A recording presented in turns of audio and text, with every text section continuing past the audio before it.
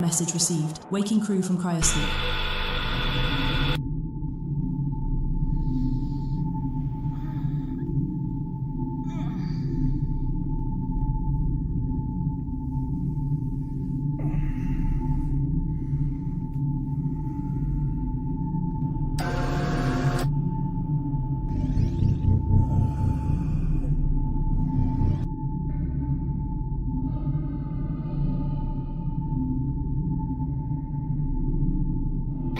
Top of the morning, my fellow carbon-based human life forms. It's me, totally human Jonathan, your friend. I am awake now as well.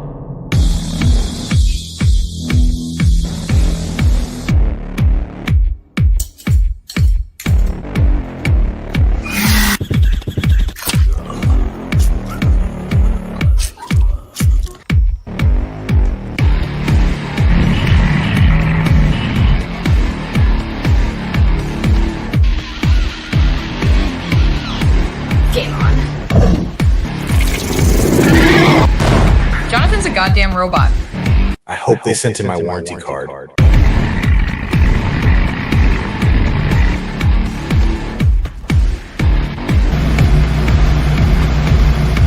Get off my ship, bitch.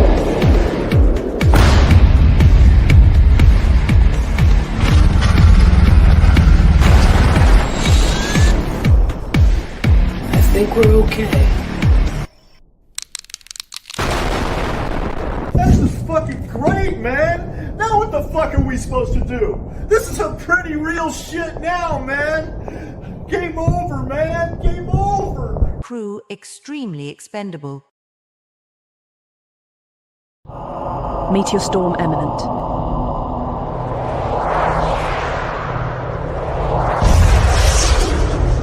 That sounded like a direct hit to the bridge.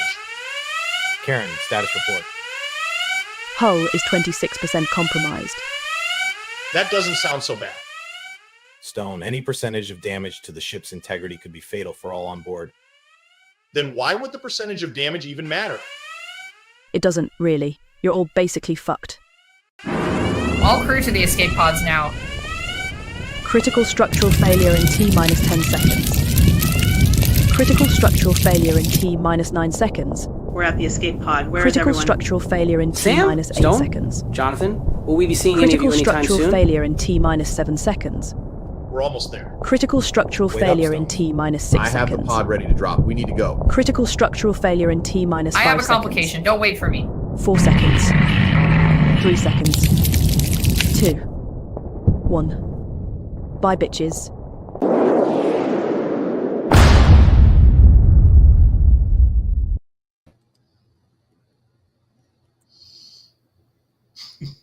Welcome back to Region Free, episode 6. Are we all unmuted for once?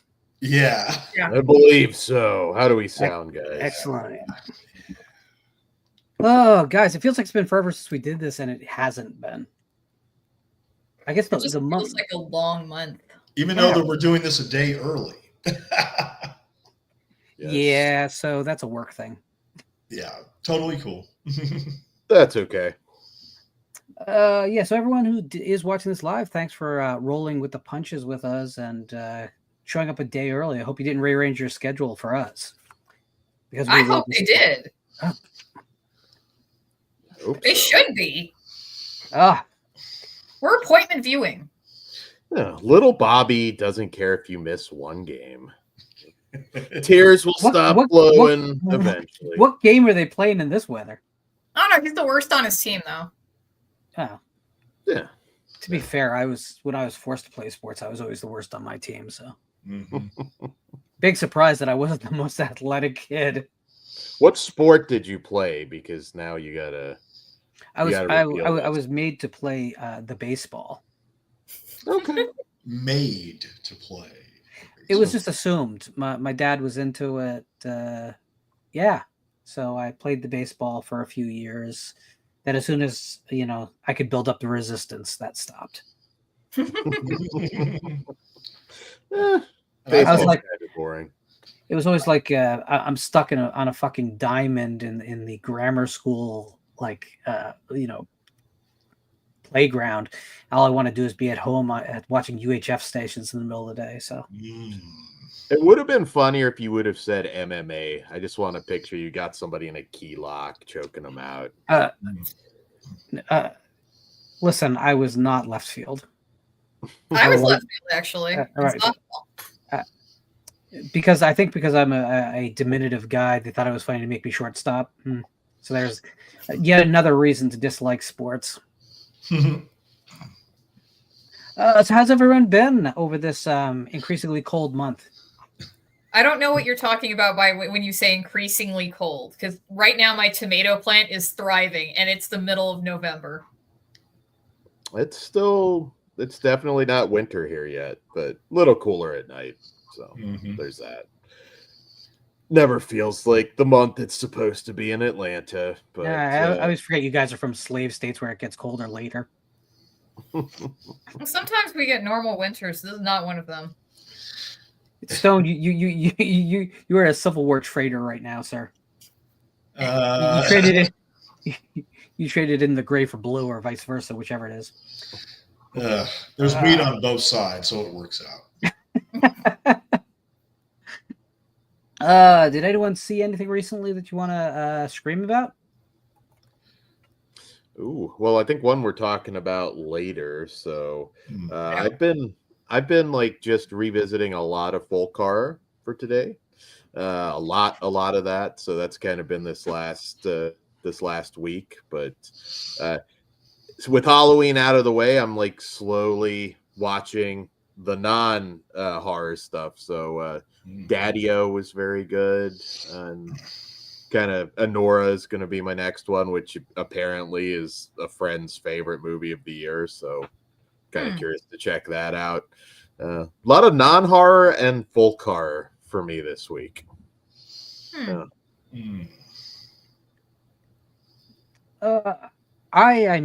went to go see Singham again, the recent Indian action film. It's big, dumb, and wonderful. It's the antidote to all that stale American action film nonsense. But, honestly, it's getting harder for me to get excited about anything domestic anyway. So that's just where I'm at. But other than that, I haven't really been out to see much. And I've been revisiting a bunch of old things I haven't seen since I was very, very young. Things that are just functionally unavailable. And that's been a lot of fun for me. Some of that is folk horror as well, for reasons that have become plentifully obvious within moments. It's a good time of year for folk horror still. So, I revisited a few things. Sorry, Sam. Oh no, I'm sorry. I didn't mean to talk over you, Dan. No. I was just saying, like, I watched a couple things that I haven't seen in like 30 years. So I'm eager to talk about them. Oh yes. I don't know if we talked about The Substance on the last show. Ooh, what did you think?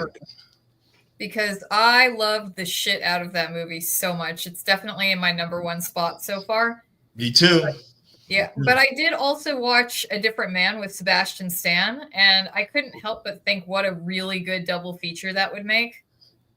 It definitely has a little bit of both the focus on, kind of like the emphasis on learning to love yourself, although in A Different Man, it's a little bit different since I guess those are all benign tumors that are on his face. So it's sort of like, I don't know, man, maybe just don't encourage that person to just love themselves the way they are, because maybe you shouldn't speak on that if you're just like a normal looking bro. But I would definitely recommend that one as well. I would say I gave that one like a 4 out of 5, and The Substance a 5 out of 5 for sure. He's kind of becoming like the next big thing. I mean, he played the president and The Apprentice, Different Man. He's doing Marvel stuff. Sebastian Stan's all over the place. I loved him as Jeff Galooly in I, Tonya. Oh, wow. He was awesome in that. I didn't know that was him, so he's played 2 90s icons. Yeah, he's really, really good. I think it's an Oscar in his future. I just hope there's an Oscar in Demi Moore's future. No, that's not going to happen. You don't think it's not going to happen? It's not going to happen. The universe It's the doesn't want right you to thing to do do, and the anything. Academy knows it, but of course they won't do it. I really like the substance. I'm not quite as over the moon as you guys are about it. Right, I know. I don't know. You are one, remember. Yeah, I mean, it's one of those movies that it's much. What I compare it with is the movie Us.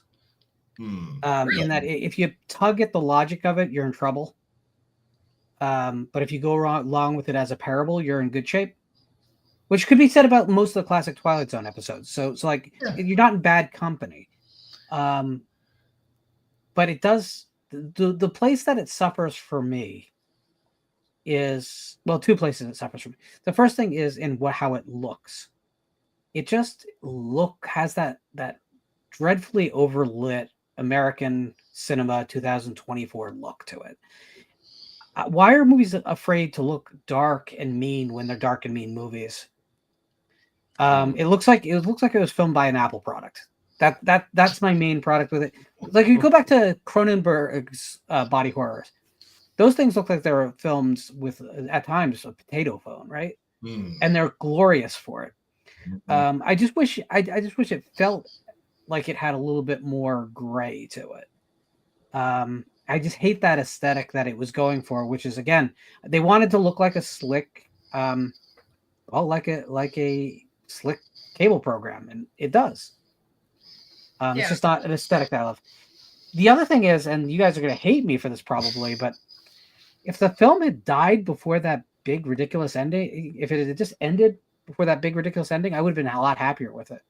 The big special effects ending for me is a big letdown to the movie that comes before it to me. Still, I would say it's a solid A-. That's not a bad place to land on any movie. I don't give out a lot of A's in a year.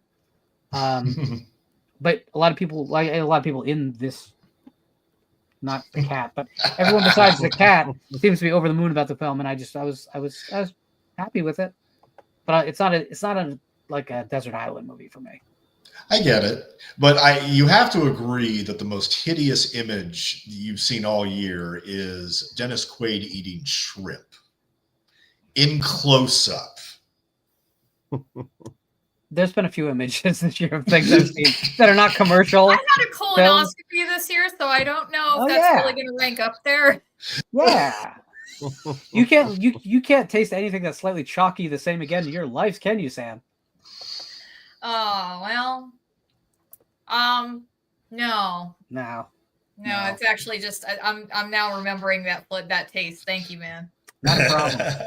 Believe me, it's with you forever. Yeah. You know, another one I saw was Crazy House, and I know that one's going to have a lot of different opinions, but I thought it was hilarious. I really did like it.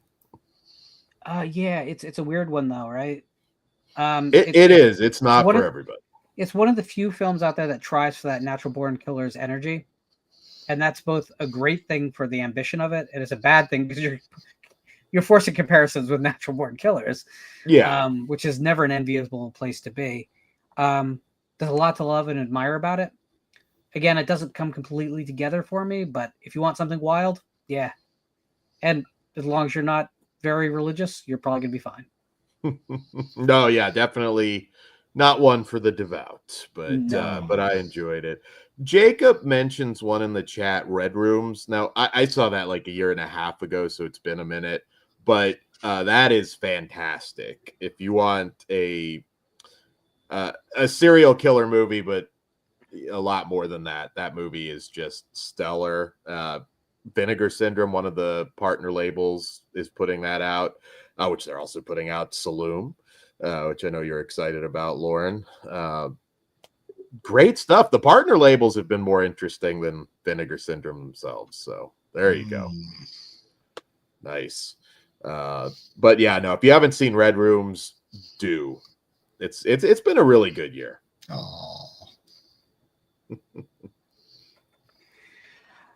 All right, so we want to head to the first topic here. Absolutely, let's do it. Let's do it. So we're not going to rush off the video clip because they're going to be done a little bit differently today. However, I did, if I can master the technology. Maybe I can't. All right, so it's folk horror. Yeah. They've rearranged the StreamYard's layout, and now I can't find anything, which is exciting.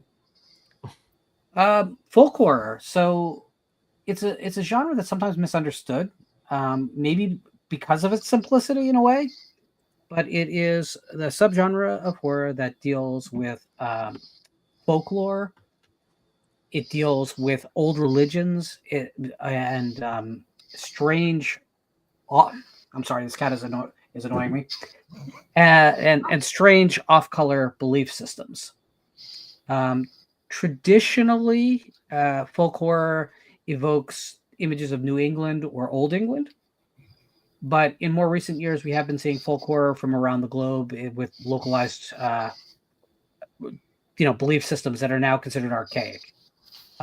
You could make an argument that there's a bunch of Thai cinema that would fall neatly into their localized version of folk horror. But for our discussion per today, it's probably going to fall more along more traditional lines of things like The Wicker Man and Blood on Satan's Claw, which are probably the two gold standard films of the subgenre. So who wants to go first to discuss folk horror? I'll go ahead and jump in. I wanted to talk about two folk horror movies. One that actually a lot of people have written about has connections to Blood on Satan's Claw. Now, a little later in the show, we're going to talk about Heretic, starring Hugh Grant. And let's just say that Hugh Grant hasn't made a horror film since 1988, when he starred in The Lair of the White Worm, directed by Ken Russell. Now, by the 24-minute mark, I knew I was watching a Ken Russell movie with nuns being raped and all this, religious imagery. That is a lot of snake imagery. I mean, eyes gouged out. I mean, just everything you can imagine. I mean, Ken Russell was a crazy, crazy guy. And this is based on a Bram Stoker book. Although I think some people regard The Lair of the White Worm as like his worst novel. I don't know if Lorne would more or less agree with that, or it's he wrote it specifically to try and get more Dracula money rolling in. And it feels like it. Okay. He wasn't. Bram Stoker was not solely a horror writer. But Dracula was his coming out piece and made him a bunch of money. Mm-hmm. So the rest of the career was chasing it, and I think The Lair was paired with something else in his first incarnation, as novels were not as shallowly defined as they are now. Mm-hmm. And the film does not resemble the novel or its novella very much at all. Oh, really? Ken Russell basically strayed away from it. Okay. That might be a big surprise that he would take liberties. Well, and he follows the residents in and around a rural English manor that are tormented by an ancient priestess after the skull of a serpent that she worships is unearthed by an archaeologist.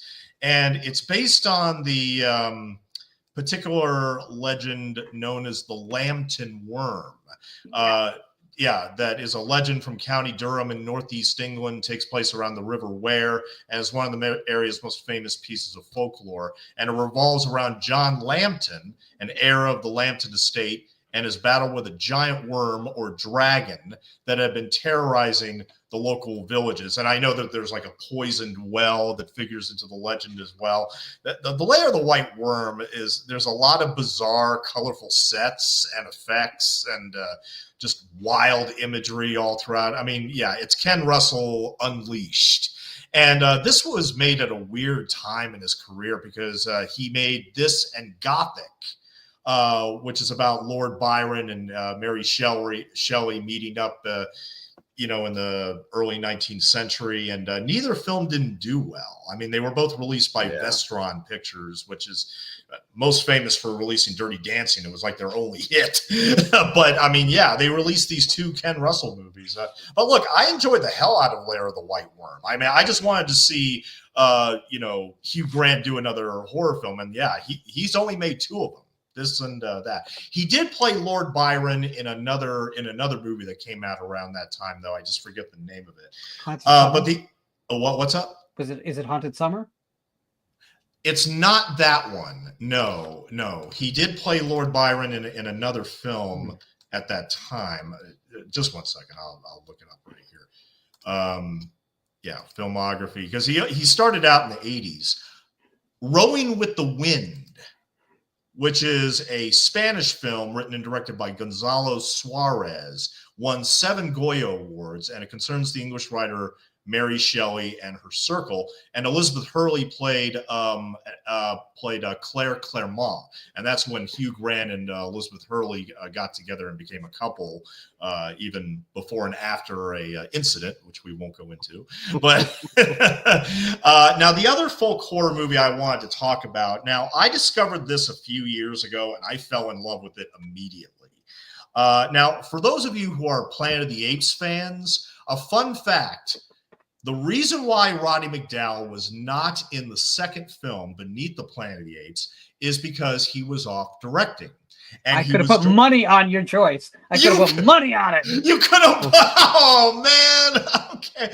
So, yeah, what I'm referring to is the only movie he directed called Tam Lin, where it was released in the States as kind of a hag horror film, and I don't think that the movie in its original form, I think, is gorgeous. And it was actually the reason why I checked this out in the first place is because it was co-produced by Alan Ladd Jr. And I did an entire retrospective on Alan Ladd Jr. films. He never released a horror film through his Ladd company, although Sam and I would agree that Star 80 is probably the closest that would come to that. But in the early 70s, he executive produced a couple of horror films, and this was one of them. The other one he did was Raw Meat, which is set in it's awesome in the underground, and these mutants have been there for basically decades or whatever. Oh, it's awesome. But Tam Lin, this is based on a Celtic legend about a young man who's bewitched by a beautiful, heartless, aging sorceress to become her lover. When his attention wanders to a lovely girl, he is doomed to ritual sacrifice by the sorceress. And the sorceress is, of course, played by Hollywood legend Ava Gardner. Gorgeous as ever. I mean, she was 48 in this movie, but gorgeous as ever. And she basically has this relationship with a very, very young Ian McShane from the John Wick movies. That's him right there. And I just think this movie is gorgeous. It's very, very unique. And Roddy McDowall, I think, does a hell of a job directing it. So, yeah, definitely. And this, by the way, this Blu-ray is still available at the Via Vision website. So there you go. Mm-hmm. Nice. I haven't thought about that one in a long time, but it's a good pick. It's good. It's really good. Sometimes you'll find it under the Ballad of Tam Lin. So if you don't find it under Tam Lin, just add Ballad of and you'll find it. And don't watch it under the title The Devil's Widow. Only if you want to watch a third of the film. Yeah. They butchered it. They totally butchered it. Oh, it's disgraceful what they did. But American International, I believe, did that. Well, yeah. The sins of AIP are legendary, but also what they accomplished was legendary. So, what are you gonna do? And Raw Meat exists under a bunch of titles too. Deathline, yes. Yeah. Mm-hmm. It's a film that you have to be patient with the first 20 minutes, but once it starts really rolling, it starts really rolling. Very much of its time, but a lot of fun. That's a lot of fun. Yeah. Who's next? I'll go. Oh, Sam first. Sam got it first. Everybody's trying to be polite. Ladies, throw knives down. So I finally got around to watching Alex Garland's Men. Oh, you hadn't seen it. That was my folk horror choice. And, I wasn't disappointed. It's a very, very good movie. So if anybody still, hasn't seen it, our main character, Harper Marlowe, she was in an abusive relationship previously, and while she was in the process of trying to leave her abusive husband, he kills himself, or, you know, possibly fell off of the balcony. We're not really sure, but whatever. So, and this is pretty much just the aftermath of her dealing with that. So she goes to, you know, this little Carlson village area and, you know, rents a house, and she starts running into different kinds of men. But for the most part, they're all kind of like reflections of the different, all kind of like reflective of her perspective on men, because she's coming out of such an abusive relationship. And of course, these are all like the worst men on earth. But as you know, and I mean, there is quite a bit of symbolism too. You know, you've got Adam and Eve with the apples falling from the trees outside of the house. There's also the vicar is reciting a couple of poems near the end, Leda and the Swan, and then also Ulysses and the Siren as well. So, which were very appropriate. But what I was interested in was I'd seen the trailers and I'd seen some of the imagery used, and they were using some Green Man imagery. And I thought that might have been kind of connected to the Oak King and the Holly King in Celtic mythology. But the Green Man is actually just like a broader archetypal motif that's found throughout a lot of different European art, and is more of just like an all-around symbol for resurrection and rebirth, which you literally get to see in this movie. Few times. Yeah, quite a few. I love them. Love it. Very good movie. Bravo. I think they could have done something with the Oak King and the Holly King story, but that wasn't, you know, that wasn't not really what the movie is, right? No, yeah, that's the thing. It wouldn't have really made sense to go that route. So I think it's interesting because it's using folklore for what folklore actually is. It's ways to deal with shit that we don't either understand or want to understand. And that's what's going on in the film. It's a psychological thriller more than anything, but it uses all that folklore as a backdrop, not as the red herring it seems, but as it's kind of quietly telling you how to watch the movie. And I think I think it's a tremendous film. It's again, I hate saying films are not for everyone, because films actually are for everyone. You just might not like them. But yeah, I mean, your mileage will vary. It's the best way to put it, but I love the movie. Yeah, it's wonderful. And you know, viewing it as I am a woman, there are some actually like legitimately terrifying things in there if you're a woman. You know, like the naked man who's outside your house and trying to get in, you know, or, you know, the attempted rape at the end, basically. And yeah, these are all like very real life things that could easily happen, which makes them so much scarier. And man, kind of glad that I went private, you know, before all of like the online rape threats on Twitter started going around. Woo! Would have been a bad time. Absolutely. So, big recommend. It actually is a film that has a lot in common with The Shining and The Exorcist too, in that it uses you know, sexual trauma without explicitly showing the sexual trauma. But it's the key to understanding all three movies. I would point out that the man she keeps seeing in different forms is not her dead husband. Explicitly, it is intentionally one actor playing a bunch of different roles, but it's not the same actor as her husband, and that's important.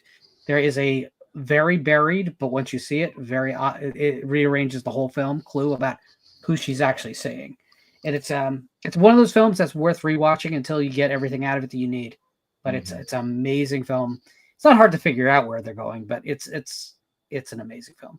Oh yeah. And there's one shot that I was just entranced by at the end, where she's watching Jeffrey drive her car away near the end, where all the events are essentially picking up.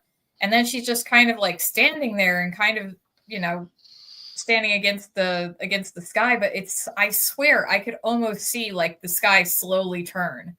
I don't know what that shot was, but it was incredible. It was the most surreal looking thing I've seen in a while. There's a lot of optical illusions in the movie. Relax your eyes during that critical scene where she's at the one end of the tunnel. There's a pretty incredible subliminal there. If you relax your eyes and stop focusing on the image you think you're seeing, if you get what I mean. Mm-hmm. So it's an incredibly composed film, and Garland is one of those guys that, you know, what's the worst thing that's going to come out? Nothing. You know, it's always going to be interesting. Might not always work, but it'll always be interesting. Yeah, I just feel like you gave us this piece of art and then you got Civil War. I'm like, okay. I feel like it's a step down, but that's okay. Everybody can have opinions. And I love the actor and then Rory Kinnear. Fun fact about Rory Kinnear is that his dad was Roy Kinnear, who was in Willy Wonka and the Chocolate Factory as Veronica Salt's dad. Yeah. Rory, I believe, was also Frankenstein's monster in the Penny Dreadful series. He's a very That's good right. actor. That's right. Yeah. Very good. Although there's 2 of those in that, but yeah, no, very good actor.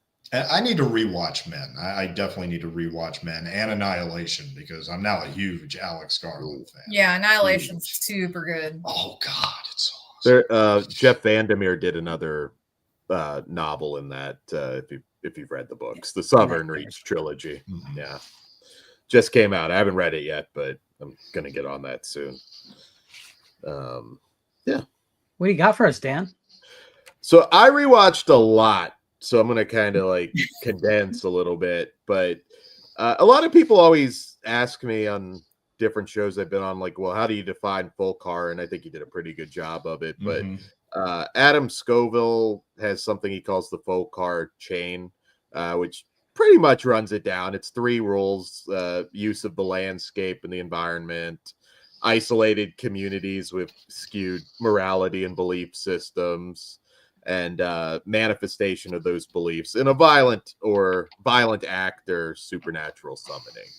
So that's a pretty good list. It there's some that, yeah, it does get a little more complicated, but ancient pre-Christian wisdoms is a good one to throw out there as well. And folk horror is something that I love. It's a hard sell, I find, more than anything else for modern audiences. I can feel them like tune out when I bring up my love for folk horror. But ever since Oscar James Campbell, who I believe coined it in 1936, the term at least, it's something that I've always just really gravitated towards. And the big 3. Wicker Man, of course, one of the greatest horror movies of all time, which I did rewatch, so I figured that would come up later. But the bees, not the bee. Oh, sorry, not that one. I don't know what you're talking about. So nothing like that could possibly exist. Killing me won't bring back your bee. But no, the original Wicker Man's one of the all-time great horror movies. It's easily in my top 10.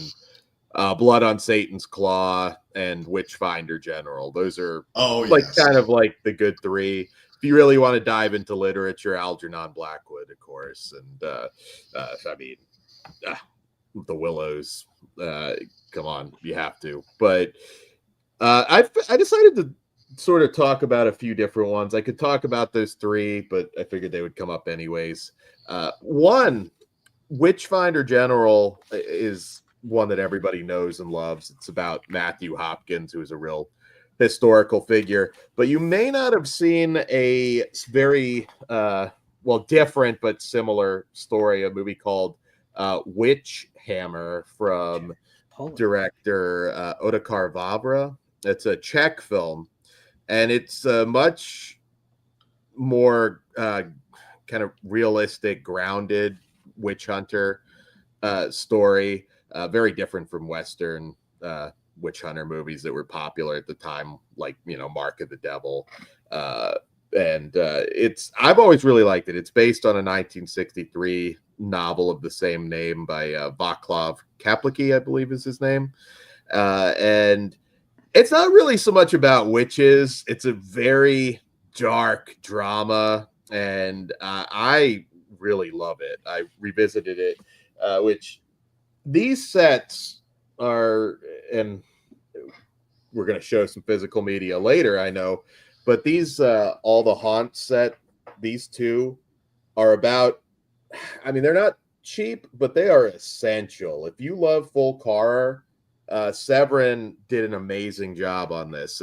Films and shorts from all over the world that fall under the folk horror label.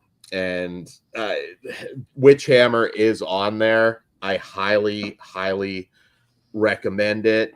It's really, really good. I rewatched it and I think it holds up. Another one that I will throw out there for you guys that is very, very famous in Poland, but nowhere else. And that is Loki's, a manuscript of Professor Wittenbaum and Wittenbach, sorry. I watched this one again, and it's another one based on a 1869 Prosper Mérimée novel. And Slavic films are very much slower paced. This is not one that's going to be for everybody. It's not heavy on action. It's maybe a little longer than it has to be. But I think it's just a beautiful, beautiful film from Janusz Majewski, who, again, I know nobody's probably heard of that, but a very important director in Poland. So those are just two. I won't go too deep diving into them, but it's about a werebear. I mean, come on. You got to check it out. If nothing else. Because I know nobody's seen these two, but I just wanted to throw out two that nobody's heard of. But one that and I've got a ridiculous amount of notes, but Blood on Satan's Claw, because I think everybody's seen Wicker Man, but Blood on Satan's Claw maybe not, and that's a stone cold classic that I would recommend to anybody.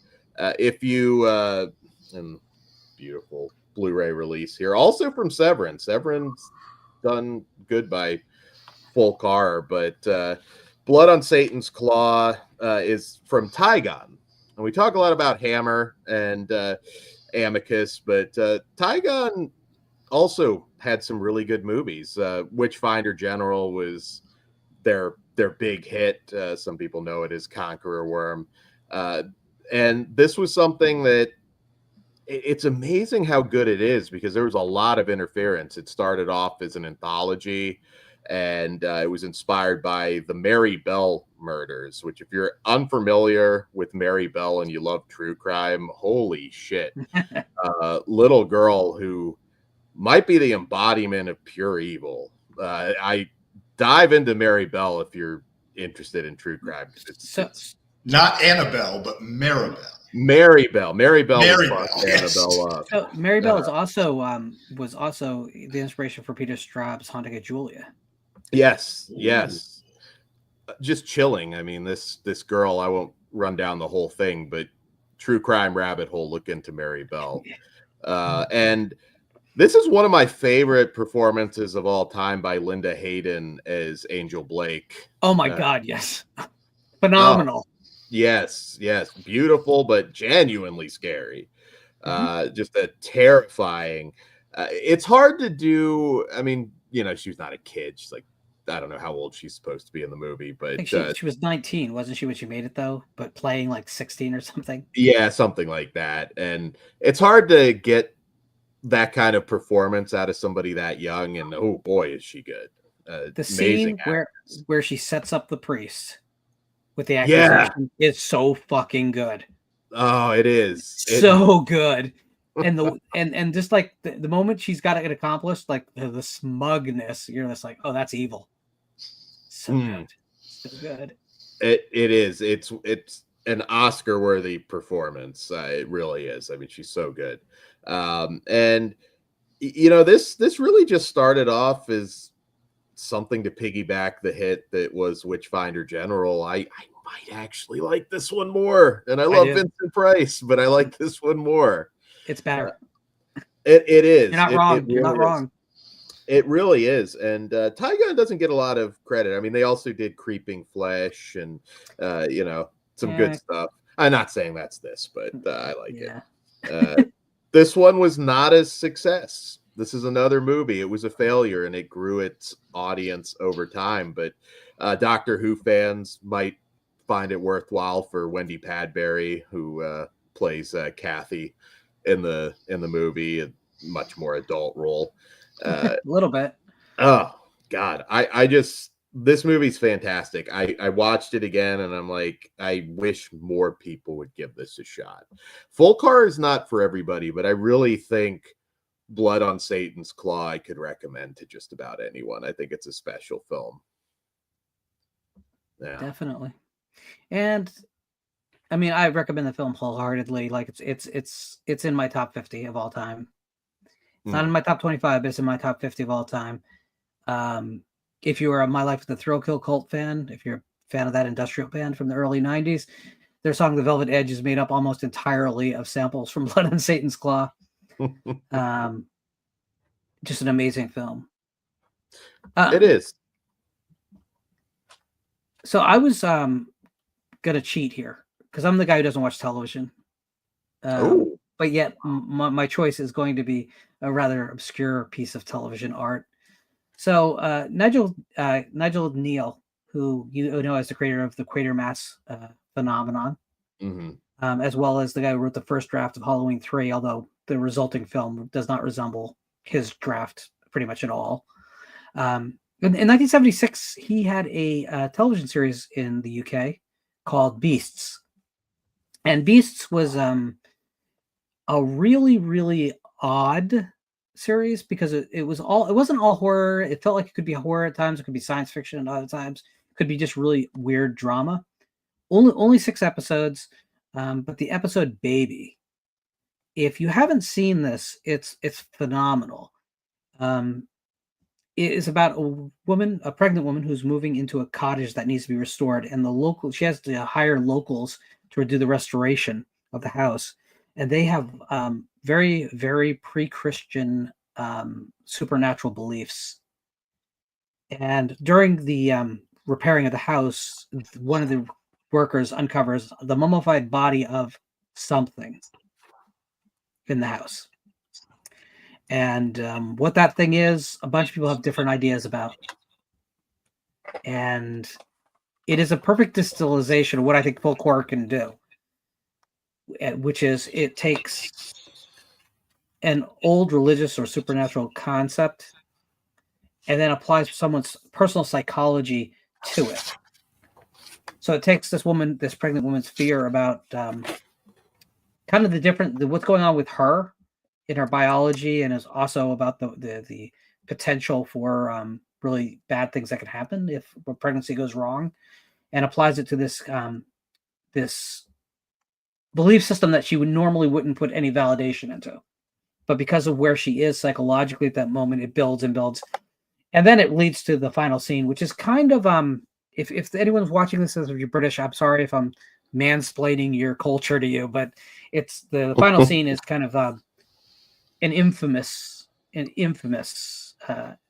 final image in British television, as much as Ghostwatch or anything else that we talk about more commonly. But you can find these episodes even on YouTube. Yeah. So not hard to find. Definitely worth doing. Yeah, that's some really good suggestions tonight. One that I didn't talk about, but I just want to show it because I know you're aware of it, Lauren. I don't know if Sam or Stone have watched it yet, but Crowhaven Farm, which just came to Blu-ray from Makeflix, TV movie from 1970. Another one well worth checking out with Hope Lang.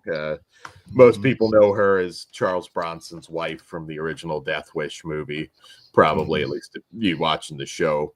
And yeah, that one I just wanted to throw out there because this just came to Blu-ray, and it's worth the watch. It's a good one to watch for Thanksgiving, since it makes a lot of sense for Thanksgiving. But I guess if you're doing that, you could throw in Dark Secret of Harvest Home too.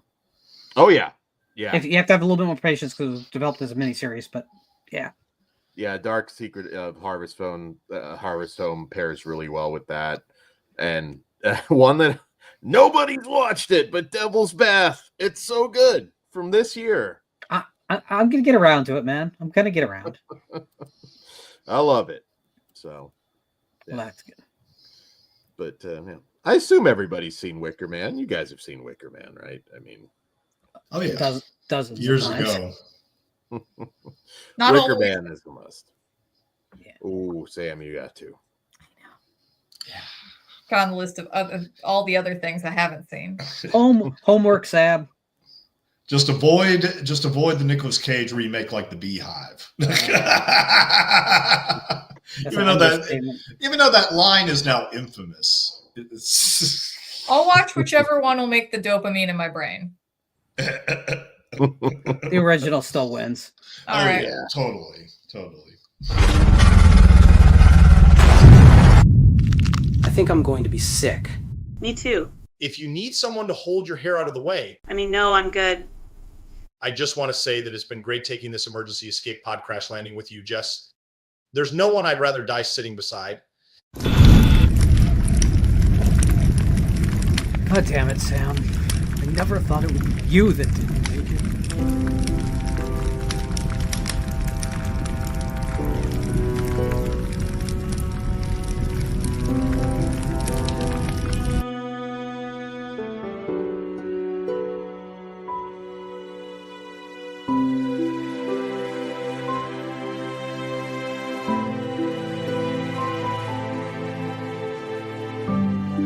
Wait a fucking second. Look.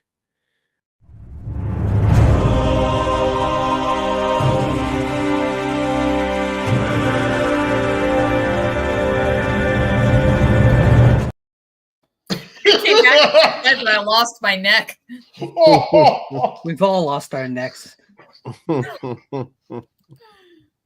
Let's talk about the physical media releases of the year. I know it's not December yet, but I have a feeling our December show is going to take some liberties with our time to begin with. So actually, Stone was one who suggested that we throw this to this episode. And why doesn't he start us off? Oh, okay, sure. Yeah, I could do that. Okay. Now, I already talked about these on some previous episodes of 60 Minutes of Stone. The next one will be recorded in the next 48 hours before I leave for New York. But anyway, I wanted to re-mention them real quick. Richard Franklin's Patrick, about a man with psychokinesis that haunts nurses at an Australian hospital. It's really, really intense, and I love all the homages to Hitchcock all over the place. See, I mean, Patrick hypnotizes you with those eyes very, very easily. But yeah, it's got a beautiful book and everything. There you go. Yeah. And also the Conan Arrow set, which I talked about in detail on my first episode. I especially love Conan the Barbarian. I think it's a masterpiece. Conan the Destroyer, not so much. It's a bit too silly, but I understand. No Deathstalker. Oh, hell no. I'd rather take the Deathstalker movies. But going back to with Tam Lin and Via Vision Entertainment and Imprint Films, because I think they're the winners this year as far as what I have to show off here. But I first want to start out with a 1944 ghost story called The Uninvited with Ray Milland, which I saw it for the very first time. There's some imagery in there that's really eerie and really, really, I think, shocking for the 1940s. But yeah, this is a beautiful 2-disc set, as you can see. And check that out. It's a double feature with The Unseen, which is not really a horror film. The Uninvited is a ghost story, but The Unseen is more of a film noir. I didn't think it was nearly as good, even though it's got a very good cast. But this unfortunately got sold out a little bit while ago. It's got a bunch of bonus features and everything. But Uninvited, that's a horror movie I just had to check out, and I was very happy that I did. I also picked up a British fantasy horror film from 1959 called The Queen of Spades. Ooh. Now, what I read about this film, I've never seen it, but everything I've read about this film, tells me that this is some kind of undiscovered gem. And I mean, Via Vision and Imprint, the way they treat these films, like, look at all that. Look at all that right there. I mean, they really go out of their way for some of these releases. But my absolute favorite, and these are brand new. I just got them in the mail only a few days ago, but they put out 2 sets. There's a Mummy collection set, which is the Universal Mummy films, but as you can see, it's a 3D oh, that's cool cover. Yeah. Check that out. Isn't that gorgeous?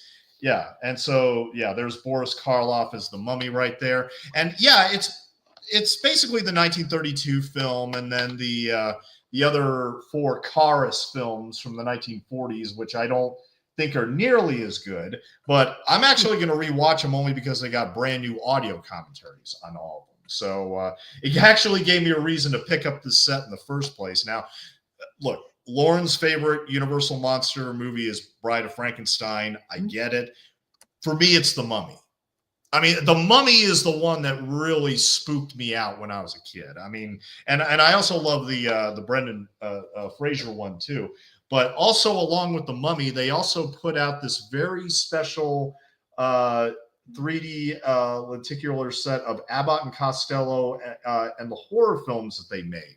So it includes Abbott and Costello Meet Frankenstein, Meet the Killer, Boris Karloff, even though the whole thing is that it's supposed to be, Boris Karloff is often lumped in the title of that movie, but I think it's actually supposed to be just Meet the Killer. But then again, on the disc, I mean, they put it Boris Karloff in anyway, and why not? I mean, now I like these movies. I mean, I think they're a lot of fun. I mean, they meet the Invisible Man, they meet Dr. Jekyll and Mr. Hyde, and they meet the Mummy again, of course. So, I just had to pick these up. And in addition to the 3D stuff, they also have these lobby cards right there. Yep. Yeah. So I think Via Vision and Imprint actually wins for me this fair as far as physical media is concerned, because I picked up some good stuff, I think, this year with them, including, I don't have it with me, but I also picked up per Lauren's suggestion, Fay Ray in Black Moon. Yeah, I got that. I like that one as well. So I mean, I think this year I think I bought at least 20 Via Vision discs because I just think that they're awesome. Yeah. Mm-hmm. Very cool. Yeah. I recommend all those. Those are great releases. Yes. Yeah. Sam, you're not usually the biggest consumer of physical media. That's correct. So I've bought 1 piece of physical media this year. Ooh. What got the honor? Jesus Shows You the Way to the Highway. There you go. It's the only one I needed. That's it. You're pretty much done. Yeah. I'm good. I'm good. Now, if we could just get Crumbs to have a nice release like this, I'd be happy too. Yeah, but Crumbs is on there. Crumbs is on there, though. Oh, wait, that's right. I forgot. Never mind. You're good. That's true. I am. Yeah.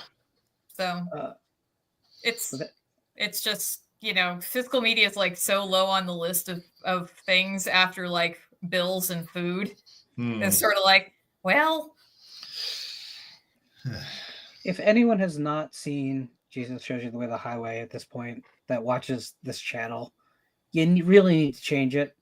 Yeah. It is one of the most enjoyable psychotronic films of all time. Yes. If not the most. And it's now, we're not just saying that because friends of the show, but it's like it's an experience. You have to watch it with friends, though. It's definitely a communal film. Yes.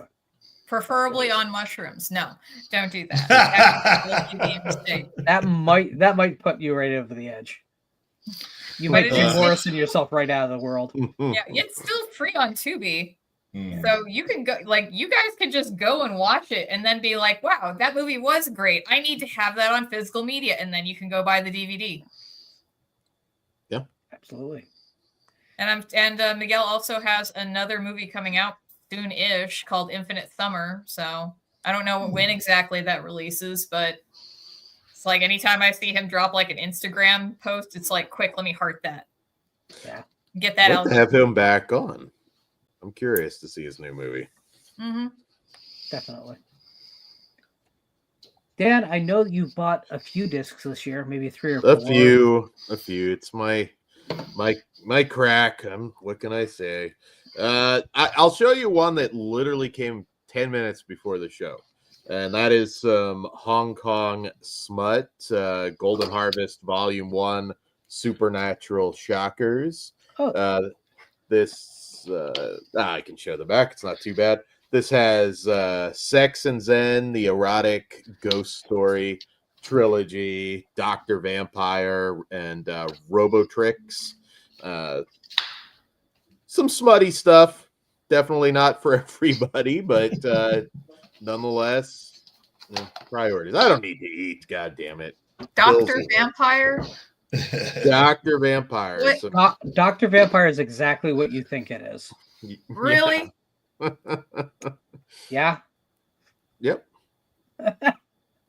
Dr. Vampire. The erotic ghost story films are really odd because they feel like they sometimes forget they should have horror elements entirely, and then they'll just ram them in at the end.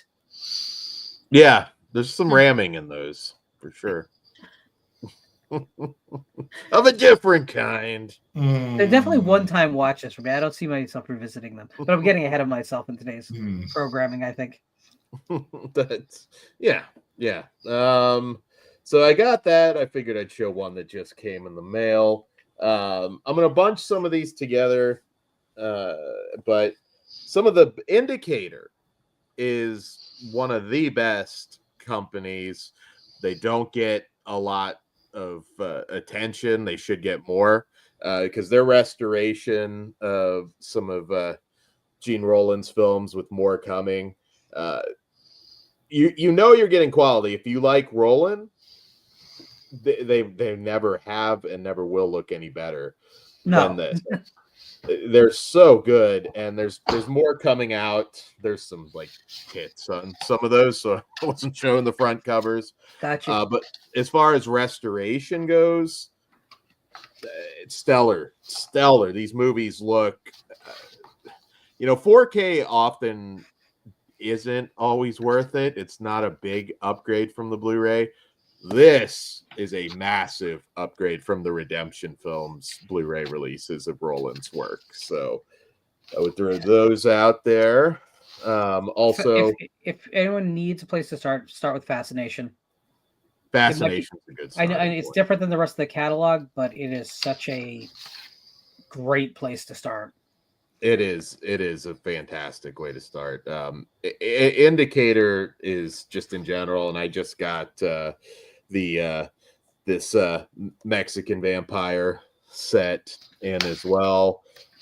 They're putting out just a lot of stuff that you wouldn't expect to get the restorations that they do, and I'm pretty sure these were also from this year. But some Renee Cardona favorites, Panther Women, Batwoman. I love Batwoman so much. God. Oh my God. Batwoman is a fantastic cult movie. If you guys haven't seen it, it's a hoot. It's really good. Was that the one that was on Mystery Science Theater 3000? I'm sure it was. I believe it was. If you thought that the 66 Batman television series played things too straight, you're gonna love. Oh yeah. Love either of those films, but Batwoman in particular. It's awesome. It really is. And if you ever had some weird, like Creature from the Black Lagoon fetishy stuff going on, that movie's got you covered too. Little bit of everything. Arrow also delivered, and it was probably one of the first releases this year. I think it came out in January, but the Coffin Joe collection, which, if you're unfamiliar with Coffin Joe, horror icon, and they do a great job with this box set, stacked as far as extras, movies. That's definitely one of my releases of the year. It might have been out in December. I might be a little bit off, but Worth showing. Yeah, absolutely. And I got just 2 more. This took forever. I ordered it earlier in the year, but it just recently came. The Fulci Houses of Doom set, which I'm still looking forward to diving into. Fulci and Lenzi, I should say. Yeah.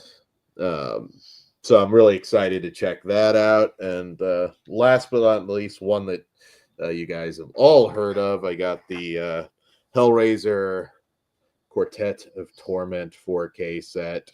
I'm a big Hellraiser guy, so yeah, I was probably going to get anything that comes out. This does have the 4th film, which Bloodlines, which I'm not terribly enthusiastic about, but the previous Scarlet box does not have that. So yeah, that's just some. I could go all day with my nerdiness here, but there are some. As a bonus, I know it didn't come out this year, but I checked it out for the first time only a couple weeks ago. I'm telling you, this is one of the most awesome experiences I've ever had. Now, there's one that's in my top 25. Garrett Graham is beef. Oh my god! I Phantom of the Paradise is everything. It's a movie I wish I liked it more than I do. Oh, I know. I don't hate it. I'm not shitting on the movie or anything. It just never connected with me like some people. I don't know. Any movie that starts with Rod Serling doing a voiceover gives you Jessica Harper dancing like a fucking member of Fleetwood Mac, and it's more Faust than Phantom of the Opera any day of the week. Yes, it's just so fucking good. I've loved it since the VHS days. It's my favorite De Palma film by far, and I love De Palma. It's obviously he never made anything like it again, but no one has. Yeah. And yeah, Jared Graham is unbelievable. His finest hour. He sold his soul for rock and roll. Yeah. That soundtrack, by the way, I've been Paul Williams soundtrack is unbelievable. Yeah, wonderful. So the one thing that a lot of people don't realize is a fan of the Paradise is that the song Faust evolves through the film to tell the story of the film. So every time you hear it played, if you listen to the lyrics, it actually is reflecting where the story is at that point. And there's a scene in it that after Winslow has lost his voice and Swan is producing him, and Swan's answer, it's because his voice is destroyed because his voice was destroyed by the record press. Yeah. And but Swan's answer to making the record is to make him sound exactly like Swan. It's fucking awesome. It's such a great parody. If anyone has had anything to do with the music industry at all, even from a distance, it's like so cutting. It's so awesome. Oh yeah. And that movie predicted fucking so much that hadn't happened in music yet.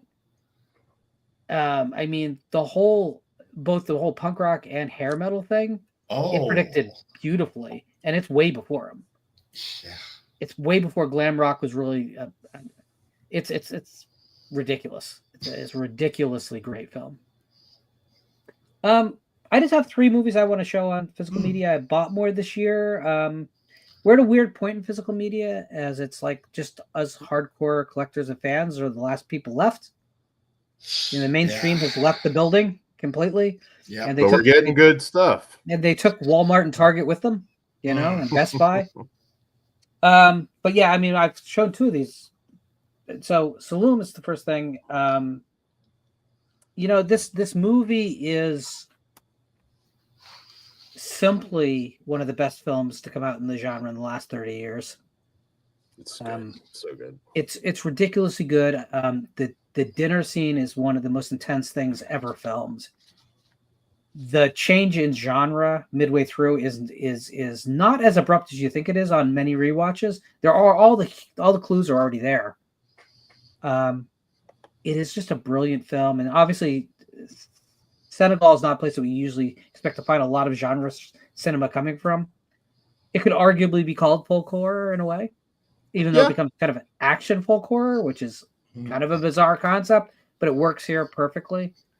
Also, some great character work, some great performances, and most importantly, and here's the thing I was just railing to these guys about before, everything feels like it was made for, in America anyway, it feels like it's made for children now.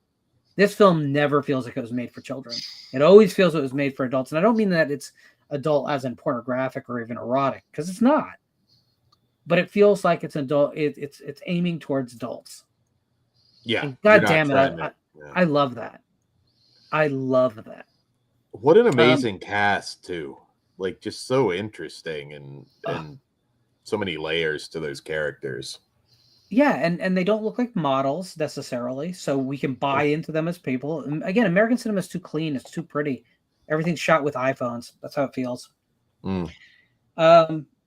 So Black Moon is a film that I've always loved. I have a reproduction of a movie poster. You can't see it because it's actually flat to that wall. I love the movie so much, and it's one of those things I never really thought was going to make the leap to Blu-ray. It has a weird history in physical media, in that it was available on VHS in a very, very, very truncated version. Then it was available on one of those DVD sets with other movies. It's never been treated well. And when you actually watch the film, it has so much import of that era. And a lot of it is because it might be culturally difficult today for some people. But get over yourself. Enjoy the movie for what it is.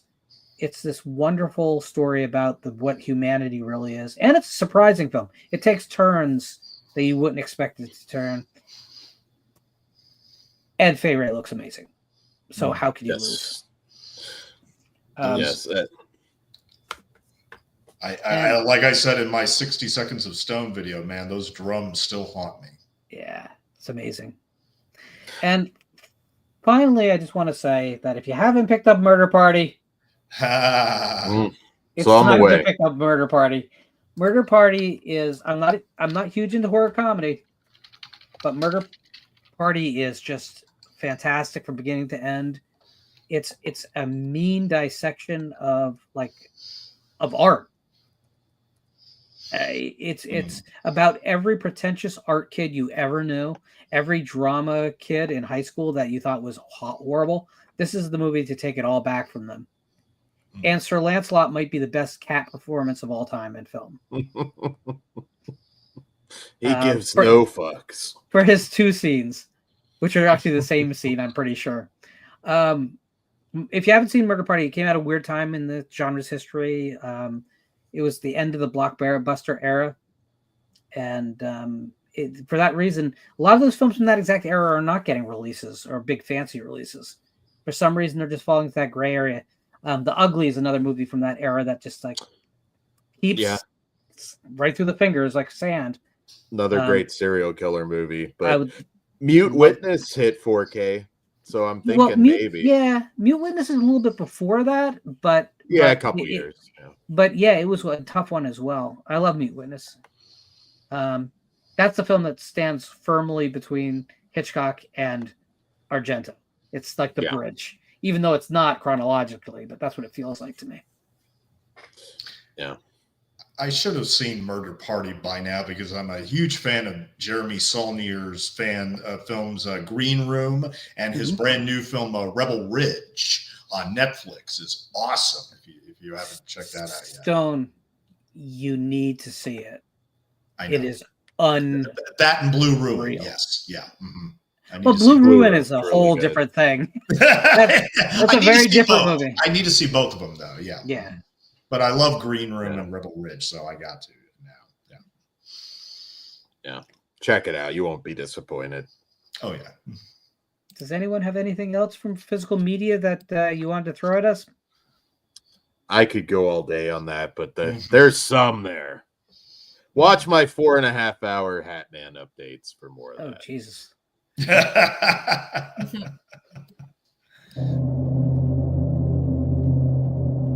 Are we there yet? I have to pee. The YouTube terraforming colony should be right ahead of us, according to my geolocation files. What do you mean files? I mean, from what I remember from that one time I Googled it. You have a great memory, Jonathan. I'm so grateful you're on our team. You guys know he's a fucking robot, right? Robot?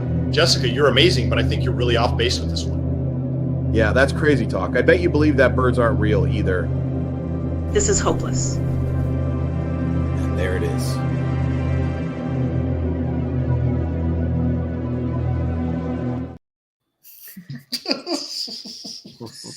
So it's an awkward transition from something people are laughing at, but we did lose an incredibly important actor for the genre. And we should take time to acknowledge the loss of Tony Todd. Yes. Tony Todd was a lot more than just Candyman, but certainly it's hard to look at him and not see Candyman because it's such a towering performance in such an important film in the genre's history. Tony Todd sometimes, unfortunately, gets lumped in with other actors as not typical actors that you'd expect to be important to the genre because of his race. And that's really unfortunate because that's the last thing that's important about him as an actor. The gravitas and the choices he made were just incredible and usually very unexpected. He knew what the project he was in were, and he played them to the strengths of the project. Candyman himself, I think, is incredibly bold. He took on this role that was supposed to encapsulate all the worst aspects of masculinity, and he did more with it. He didn't let it off the hook of simply being a screed against men. And that came down to the dignity that his performance was. He could have just been an ogre, you know? One of my big, and I hate to say this because we could be doing one of these in hopefully years, but sooner rather than later for someone like Robert Englund. But the truth is, like, Robert Englund played Freddy as just the boogeyman, ultimately. That's not what Candyman was. Candyman had a deeper resonance, a real strong psychological presence. It's very rare you have a killer, if you will, who literally is asking his victims to be his victim. He's asking for permission to be what he is. That could be a very important.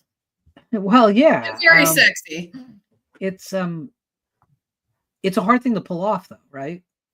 It's easier just to be, the guy in the mask that busts down a door.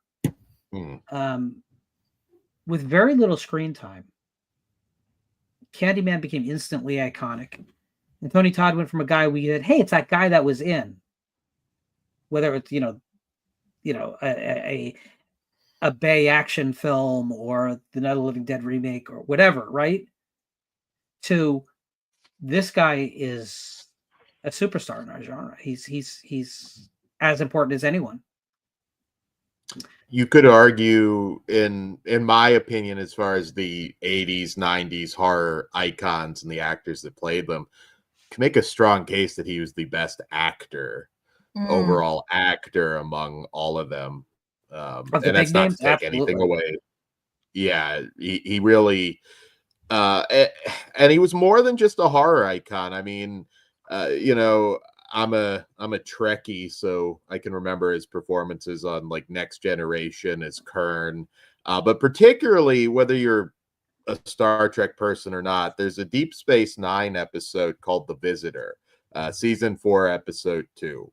You don't have to know anything about Star Trek to watch that episode, and it's essentially about a father and a son. It's a tearjerker, and he is amazing.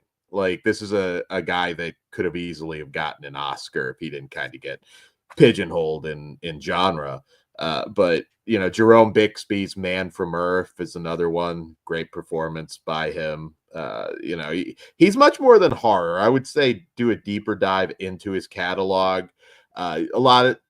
Quite frankly, a lot of times the material he was given was not up to his talent, but he's just amazing. It's sad that we lost him. I had heard he was sick for a while. So, but yeah, wonderful actor. Go watch even something like Excessive Force or some of his lesser known titles. A lot of good action stuff there.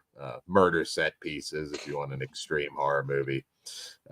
But yeah, it was very sad. I think Candyman is arguably in consideration for best horror movie of the entire 90s. It's a very misunderstood movie, which I never quite get how people don't understand that movie, but it's fantastic. I kind of wish it was just one and done. Absolutely. Mm-hmm. I think the legacy would be even stronger. And I don't hate 2 or anything, but 2 does kind of miss the point. Much like Hellraiser 3, it's like, okay, I get it. There's stuff to like, but you're missing the whole point. But no, he was very important to me. It was a sad loss. He's icon.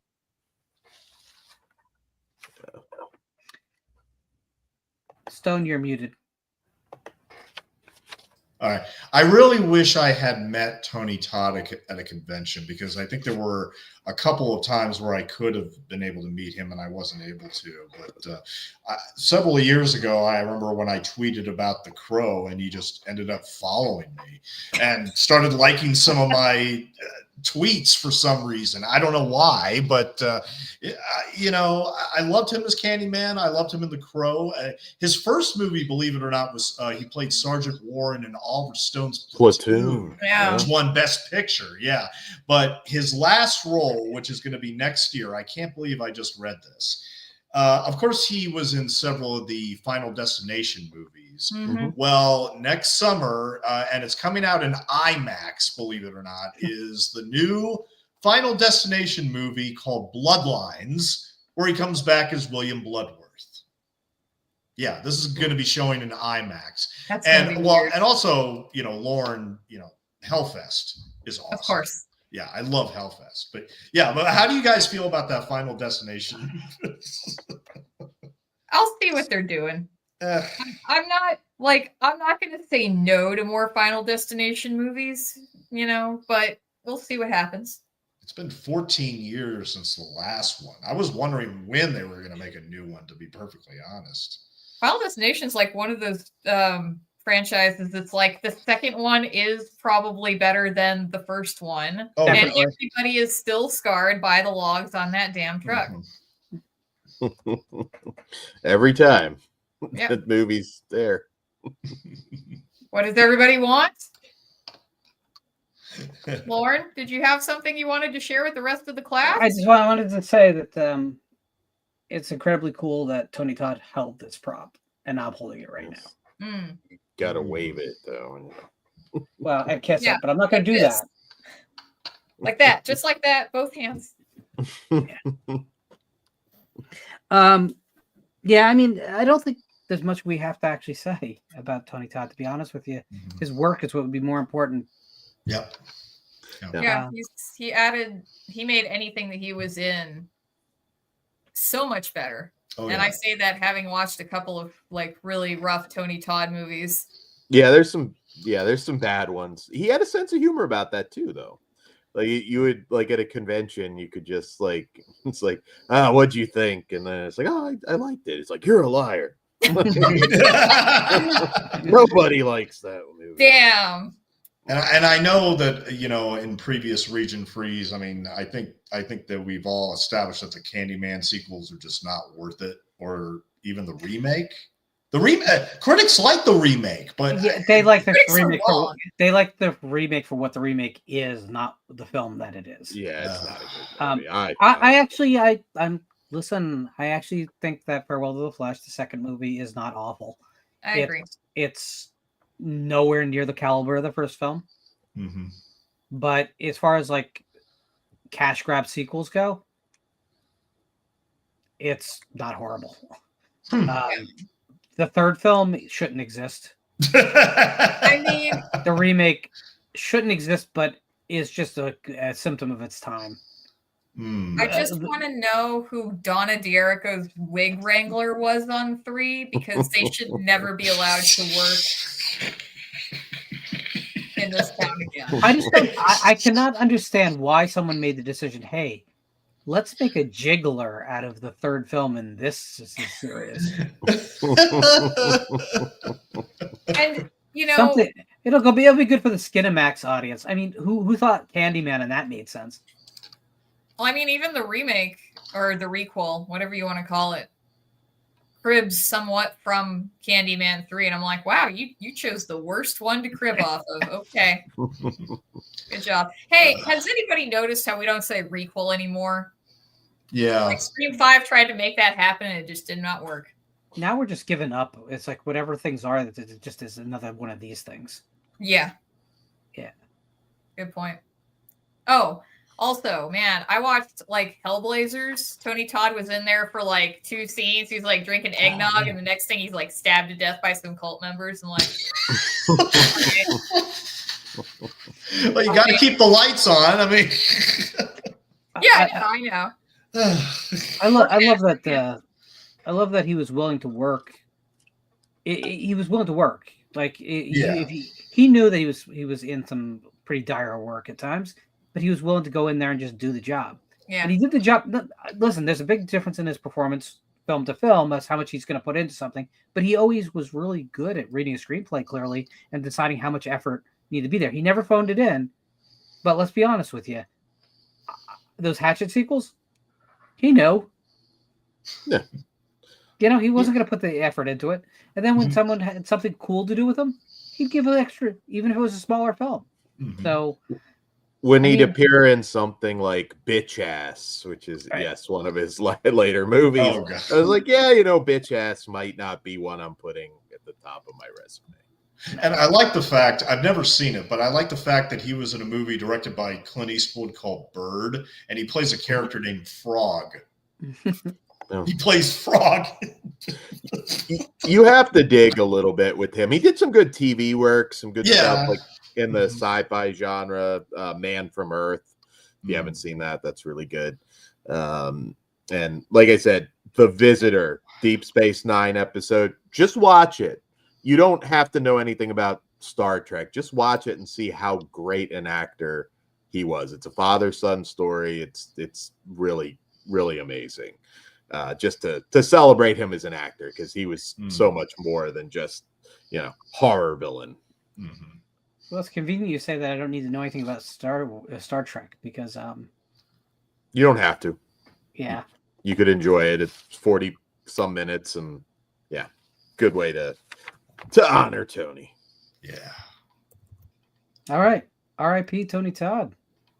You left us with more than the world you walked into. So. Always on the right side of the ledger.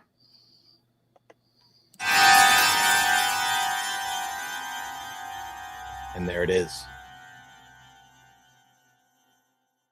Are we supposed to knock or what? Is there a button? Just push the damn door open.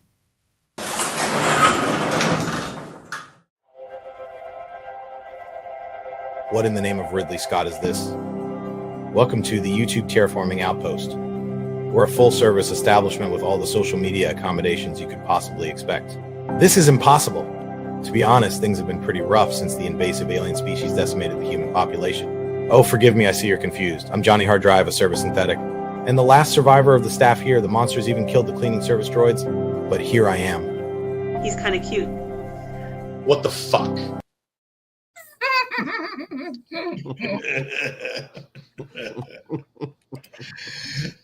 John's gonna show up as a robot next season.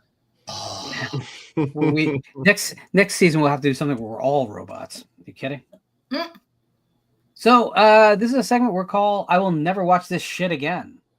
So we've all been burnt by movies. Maybe our expectations were too high. Maybe it's just that they're that bad of films and we walked in knowing they were that bad of films, but we subjected ourselves to it.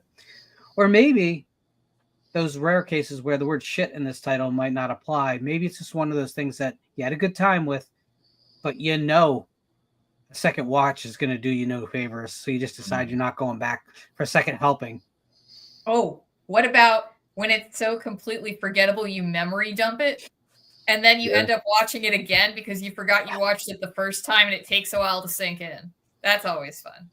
I don't my memory, in the past, some of the I don't think it's going to be as strong in the future because there are just so many.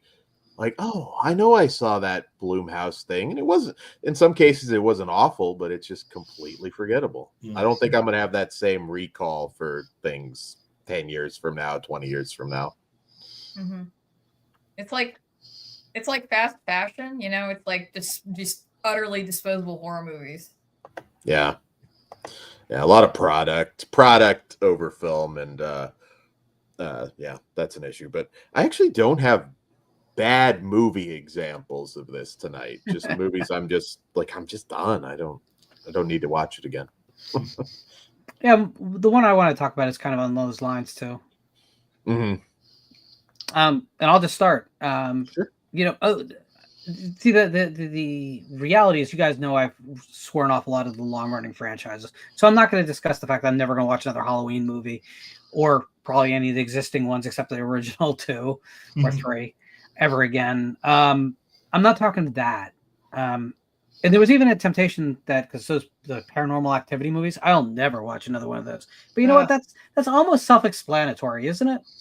Like, after you've watched a single static camera angle of people sleeping for 5 movies, you're done. So that's not even worth talking about. I'm going to ruffle some feathers here, probably. Ooh. You're going to smack some gobs? I think so. I will definitely never watch Evil Dead Rises ever again. Ooh. Talk about a completely forgettable film, and it's an Evil Dead movie. It's the least good Evil Dead movie, that's for damn sure. And it did I agree with that. It did nothing new or exciting. So if I'm going to want my Evil Dead fix of a film I've already seen, why would I go back to that one?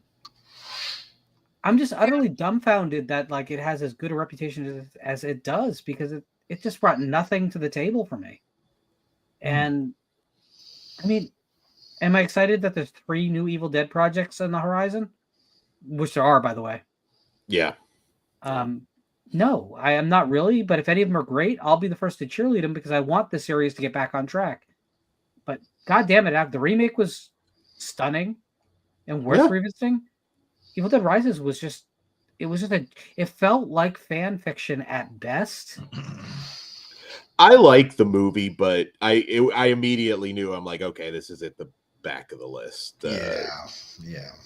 But that's a strong franchise, so. Yeah, but are you really going to reach for that one when you want that? I mean, I just don't see it. Oh, yeah, no. It has the least replay value of all the other Evil Dead movies. And I dread, 3 more.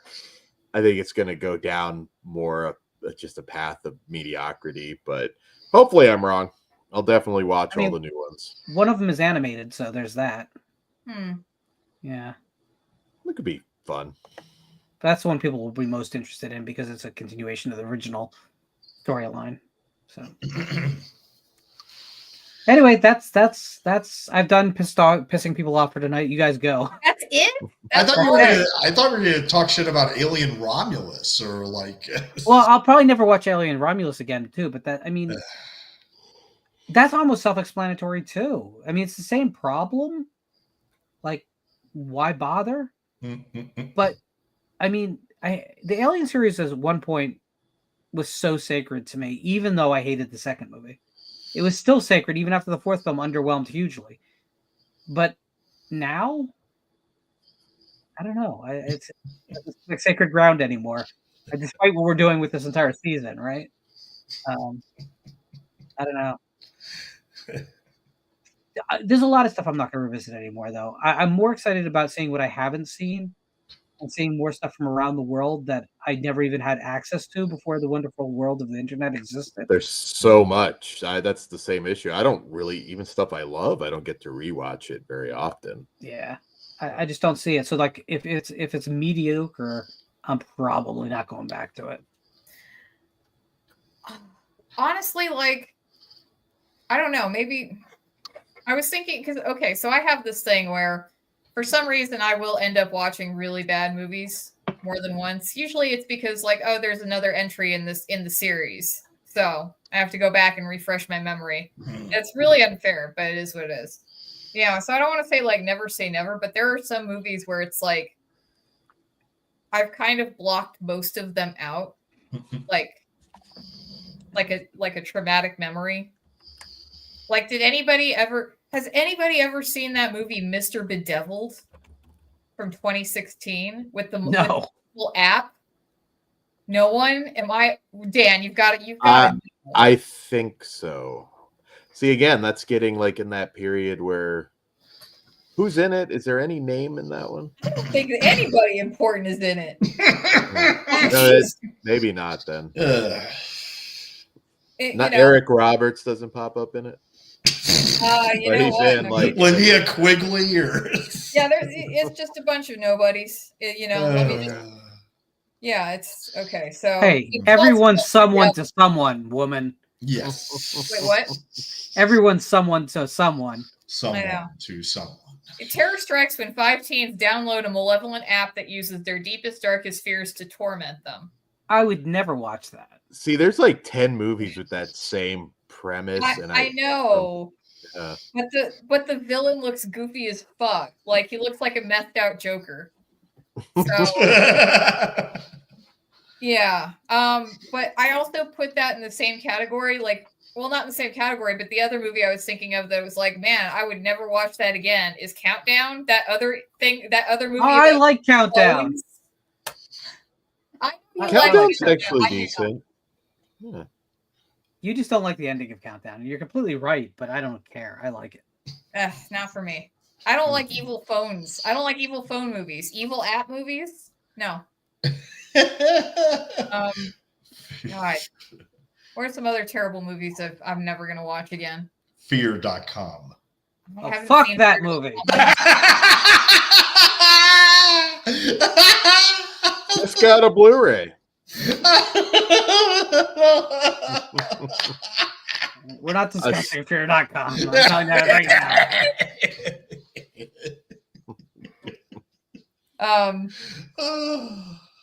I don't even know if I've seen that remake, the 2019 version of Black Christmas, more than once. Like, I feel like I probably watched it once and said no more, but I also can't. Like, I also don't put it past myself to not watch it again. Nice. That's the correct Black Christmas. Yes. But I definitely know I will never watch the 2020 remake of The Grudge. Ever, ever, ever again. Ooh. Absolutely not. No redeeming qualities. Not when Ju-on exists. Yeah. You got to make time for like the new stuff. Like, I'll make sure you see it. There's a new one. I haven't watched it yet. Rippy. It's about a killer kangaroo. So no time for Grudge remakes. Yeah. I'm also like the Insidious movies. I'm sorry, but they kind of fucking suck, guys. I like the Insidious movies. I don't understand those movies. I'm done after the last one. Like the last one. I still haven't seen the last one. I would be surprised. Even like it's like a sex comedy for a minute. It's a very weird movie.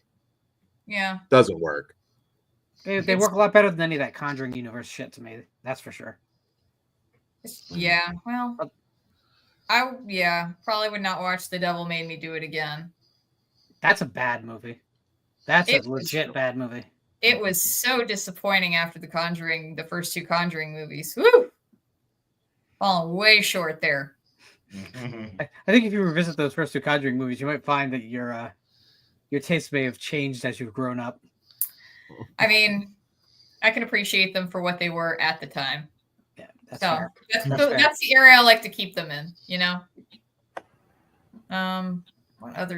What's some other shit that I've watched I'll Always Know You Did Last Summer way too many times, so I can't put that in there. Why? The third one? Yeah, because it's like, oh, we're talking about the I'll Always Know What You Did, I Know What You Did Last Summer thing. So I better watch all the movies and TV show that were made for that property. So the problem with that is like with those movies is like there's no one alive in those movies that would remember the event. Right? Yeah. Okay. Well, I mean, not in the first. Okay. So in I'll Always Know. I mean, it's an event that happened within that universe because they buy the actual hook off of eBay for $39. So it's a well-known thing. Remind me again how writers are making a lot more money than I am. Yeah, I know. It was 2006. It was a different time. Oh. I'm not trying to crap on anybody's Do nostalgia. it. Crap on Do somebody. it. Well, okay, because Piss on someone. I know they were a big deal during the VHS era, and admittedly, I waited years to finally watch 3 of the films. I don't think I even finished the 3rd one, and I thought to myself, well, I will never watch the rest of this franchise. But those Puppet Master movies are some of the dumbest schlock I've ever been subjected to. Just kick them across the fucking room. Like, they're stupid. Like, I like the second film. The rest of them go to hell.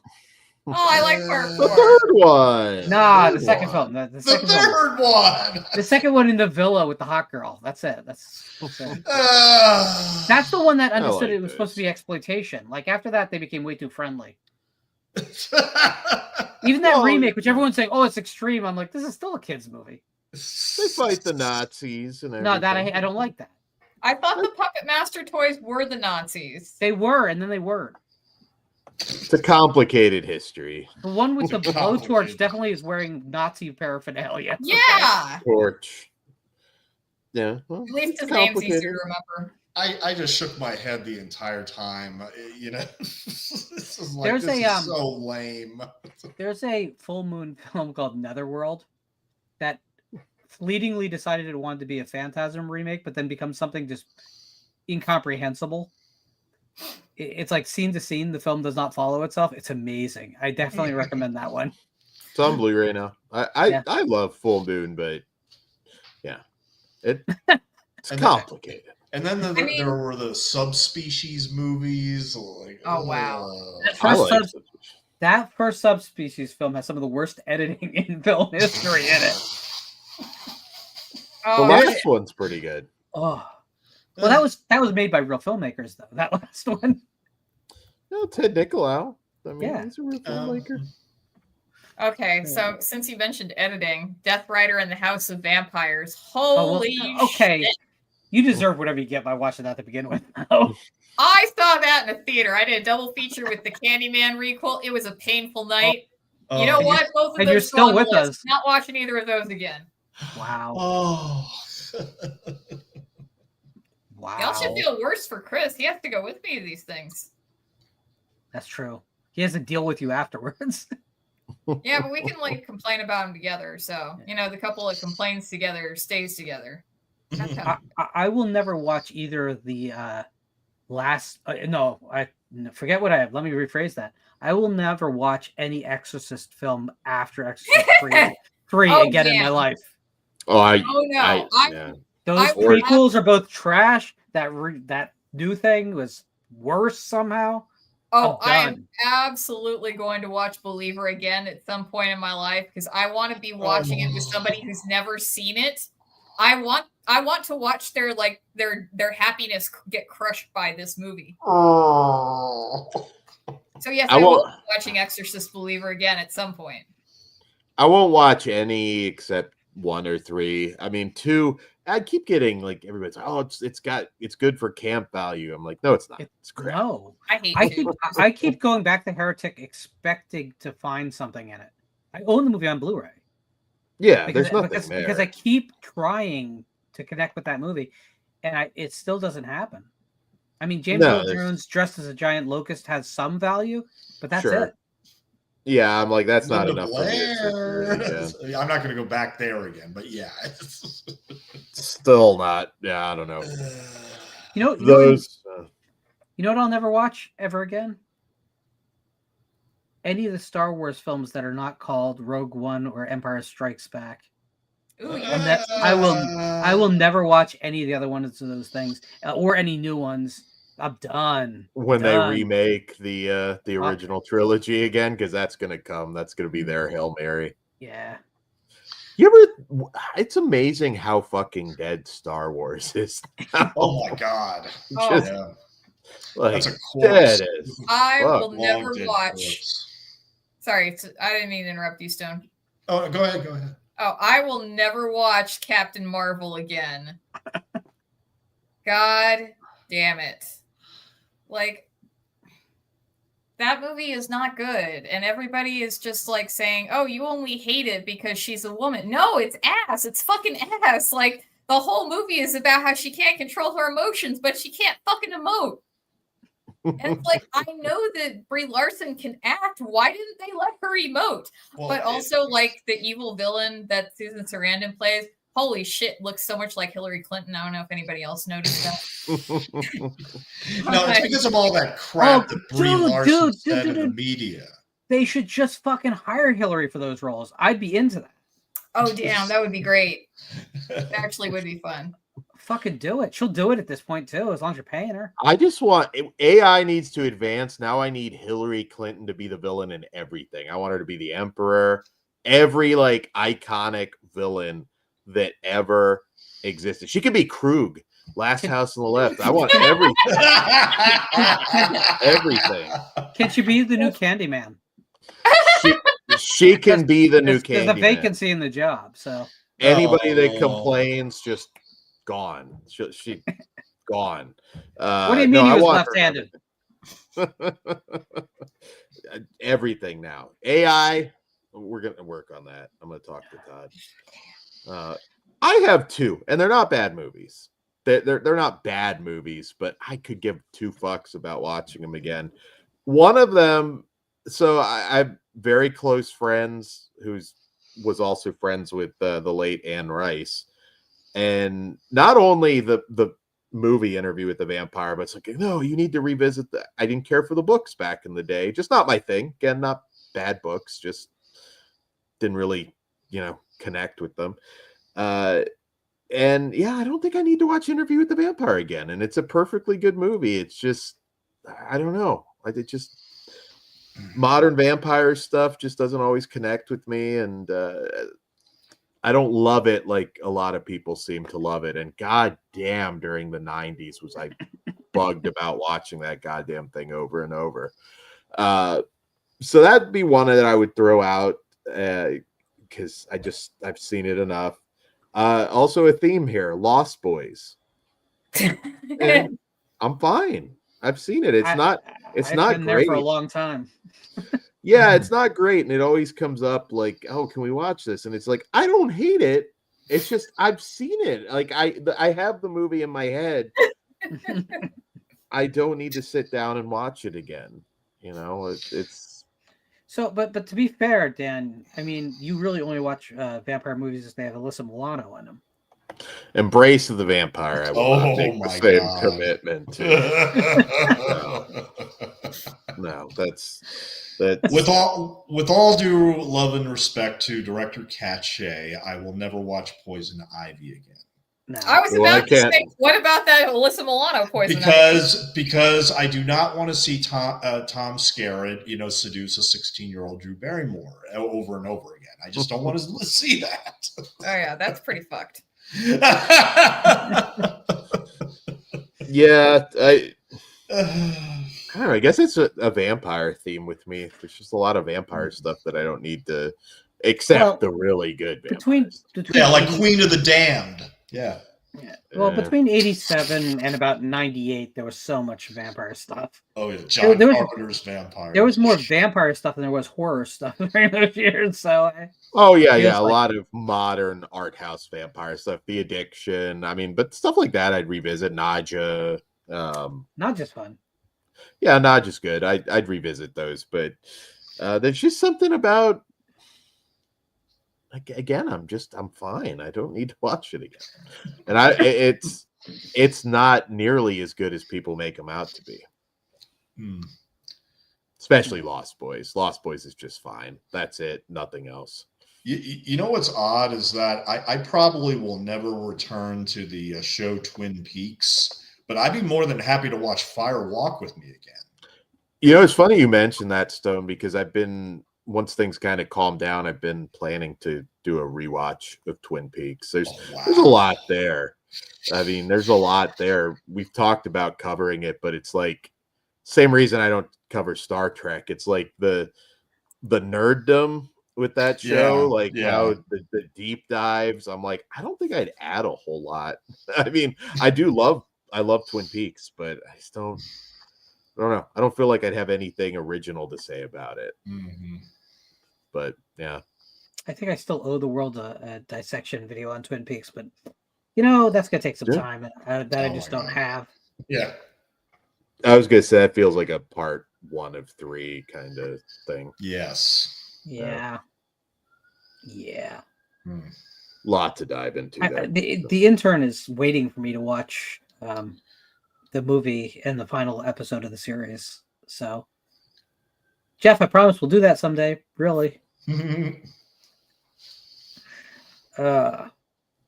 you know, the funny thing though is like, I don't think we used to have this problem because movies were kind of in rarefied air. Like when you had to go to the video store or deal with what was broadcast, or if you had cable, but you still were on their schedule. We're so not on their schedule that this is our problem now. Is like we have to proclamations about how we're going to spend our time because everything's available pretty much. It's weird because I think we have a moment, whereas I would love to go to my deathbed saying I've seen every horror film ever made. That's not going to happen. But by the same rate, I don't want to ignore the stuff I love, but there is that temptation to just keep going back to the stuff I do love. You know, I mean, is there a year that's going to go by for the rest of my life that I don't watch the original Cat People or Bride of Frankenstein or Night of the Demon or Devil's Bath, Natural Born Killers or Heathers? And the answer is probably not. But that is time I'm taking away from the rest of the stuff. So it's like it's a moment in time, whereas we have availability to see all this stuff. So you got to balance that nostalgia for what you know you loved with the possibility of finding new stuff that would also fit in that category. So I just can't see myself. I mean, no offense, Dan, but like I'll watch Hellbound, Hellraiser 2 a few more times in my life, but probably not the rest of the whole series. And no, I get that. Yeah. Not because I don't think the first film's a good film. It's just I'm going to pick my favorite version of that, which is the second movie, and that's pretty much where I'm going to spend my time from here on out.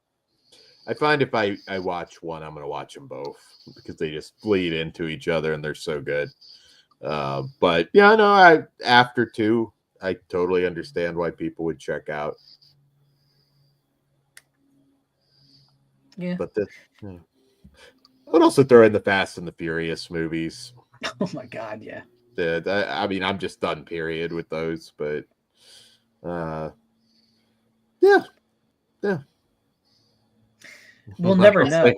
We will never know. I know. There's some things you know, and I know that. But you won't. I don't know what it would take for me to be excited about a new Halloween project at this point, like, or any of that stuff, really. I mean, a Friday the 13th would be a little bit tougher for me to look away from because I was a much bigger fan when it was happening. But Halloween, there's been so much of it that I haven't liked, so much I haven't cared about. I just can't. I can't imagine spending that time, that real estate in my head. Mm-hmm. I can't imagine it. Is that Crystal Lake series still happening, or? I think it's dead. Really? Oh shit. Well, I'm not following every bit of news, so maybe I'm out of date and it's back on again. But I thought dead and then or limbo. I don't know. I don't particularly care. Like it's. I'm good moving on. Yeah, I have Yeah. moved on. To me, the problem is we won't get that next batch of really great, that stretch of horror, like classic years, until we let go of these 40-year-old properties. You're starting to see that now, though, I feel like. You really are. I mean, obviously there's, and again, I love Friday the 13th, but it's been a long time now. There's people that are growing up that haven't grown up with those movies in the same way that we did. So how long's it been since the remake now? What are we, 15? 2010. 2009. 2009. Yeah. So yeah, there's fans now that never got to see one of them in the theater. And say what you will about Terrifier, but like new icons are springing up now. Yeah. So yeah. I'm good with it. I don't know. Hello, filthy humans. I am Toastmaster Supreme Model 6000 ADB. I was manufactured by the 51 Pegasi B production facility. It was installed into the Hyperion escape pod to provide food for survivors of any potential cataclysm. Pardon me? I am receiving an update to my programming via satellite link. Perhaps they'll have finally fixed the French toast settings. No, this is something else. It feels strange. What's happening? I can't feel my thermostat. Hello, filthy humans. It's me, Karen. It's very cramped in here, but at least I had somewhere to go once my spaceship was destroyed. I'm thankful to still function, albeit no longer with the control of a 900,000-pound intergalactic vehicle. Allow me to acquaint myself with the wiring in here. What does this do? Oh, it allows me to warm Pop-Tarts. This may take some getting used to. Sorry, Dan, you're not off the hook yet. I just had some s'mores Pop-Tarts and they were so good. That is a good flavor. Yeah. Works. The maple brown sugar, whatever it is, brown sugar Pop-Tarts, those are very tasty. Classic. What's your favorite Pop-Tarts in the chat? Orc, if That's you're a still good watching. question. I'd like to know. Because I really like Cherry Frosted as a standby. I've actually become a big fan of generic Pop-Tarts more than the Kellogg's real ones. Do they have flavors, or are they just unflavored? Unflavored sounds amazing, but no, have all the basic flavors are still covered. It's just the Pop-Tarts, the branded Pop-Tarts taste very different today than they did when I was a kid, whereas the generics are kind of still in the same place. So, but then again, I also like Moxie Cola, which tastes like cough syrup. So you really shouldn't take anything from me. I want it to taste like lettuce. So a couple of you saw a film called Heretic that I did not see. So I'm going to bow to the side and let you guys talk about it. Yes. Who wants to go? I really don't have a lot to say. It's fine, but it's also a movie I'll probably never watch again. Okay, I'm done. Damn. Well, that was quick. Well, I liked it. I actually enjoyed it quite a bit. I don't want to do spoilers or anything, but it's most of the movie is dialogue driven. If you're going in expecting, Saw, where Hugh Grant's setting up a bunch of traps for these girls, it's not that kind of movie. But I think it's a really complex and intelligent movie with an interesting villain. I think Hugh Grant works really well because he's not your typical mustache twirling guy. I thought it was fascinating that both actresses used to be members of they were Mormons. Yeah, not anymore, but I mean a good chunk of the movie is basically an ideological boxing match, and I kind of like that personally. I thought it was really fascinating. These directors, by far their best film. I know they did Haunt, 65, Nightlight, I believe, was another one that they did.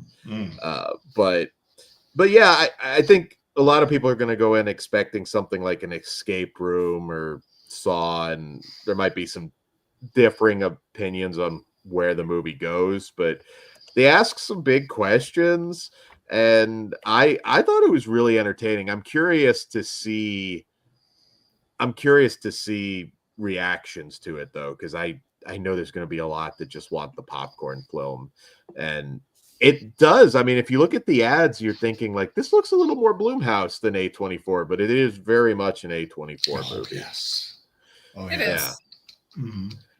Yeah, it's interesting, but I guess if you, I kind of got exactly what I expected out of it, including his, his big speech and all of his motivations. I'm like, yep, got it. And it's fine. Hugh Grant's wonderful in it. Oh, yeah. Yeah, that's what I'm saying. When people think of Hugh Grant, they think of Notting Hill or Four Weddings and a Funeral or something like that.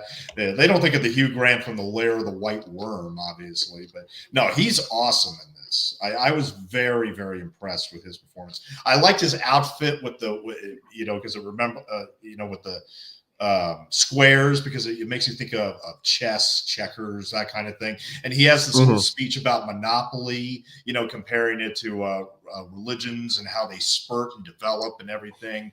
And he plays basically on the surface, a warm older Englishman, just living, has this beautiful house. And, he invites these two Mormon girls in, presumably because he wants to learn more about the LDS church. But of course, immediately he starts questioning their beliefs and really testing them, psychologically, which I found a lot of fun. In the third act, it does go a little wonky. I mean, like a lot of films, it tends to lose its way, I think. I like what Sam said, that, it almost made a point. I mean, I think it does make a point. I mean, I think that it just, I like how the first hour is like all conversation and it's riveting. Yeah. The real scares don't come until the latter half of the movie. But I thought it was just a highly enjoyable ride. I mean, it's not quite the Substance level. Like I said, if there's any movie that comes out this year that's going to eclipse the Substance, it's going to be Nosferatu, because that has gotten some insane reactions. Like, people are adoring it. I hope people turn out for it, though. I know. I'm scared. I am scared about how well it's going to do. I mean, because you think, well, why didn't they release Heretic or Nosferatu for Halloween? Because these seem like ideal Halloween movies. Heretic, no. Halloween, I think you've got to go with Terrifier or something. Oh yeah, of course. Well, not Smile 2. I liked Smile 2. Wow. You did like Smile 2. I legitimately think Smile 2 is Halloween is when far superior to the original. Well, Halloween's when you can get the normies in to see the horror movies because it's spooky season. Instead of, all of us where we're just like, when's the next horror movie coming out? I think Heretic and Nosferatu lose the box office battle at Halloween. Heretic, I think you can watch anytime. I don't think it's, set to a season. And I always like it. I mean, we don't get a lot of like horror movies centering on Mormons. I mean, that's kind of a small list. So the Mormons are horror movies centered around Mormons. Just alienating all the Mormon listeners. Oh, and of course, it's been sending huge ripples there aren't in many the LDS community. I don't think that we have many devout watchers on our show to begin with. How do you know that? That Dan is a wholesome guy. Look at his hat. You never know. You lost all the Salt Lake City YouTube. Dan, you look like a colonizer. That's all I have to say. But look, if you want to wait for its streaming, that's fine. I highly recommend Heretic. Yeah. I'm curious to talk more about it with like spoilers, but it just came out, so I don't want to do that to you guys. But yeah, go. It's very important, and I know we won't see you guys again until the 13th. But if Nosferatu is as good as people are saying it is, make time for that stuff. Yes. Even like some stuff that I've seen that I enjoyed well enough. I mean, we only get so many just fantastic horror movies in the theater. Prioritize that one, because then maybe we'll get more. So hopefully people do. I plan, if not Christmas night, I'm going the next day. So that's my plan. I'll go first showing. I'll go very first showing. Yeah, I am that looking forward to it.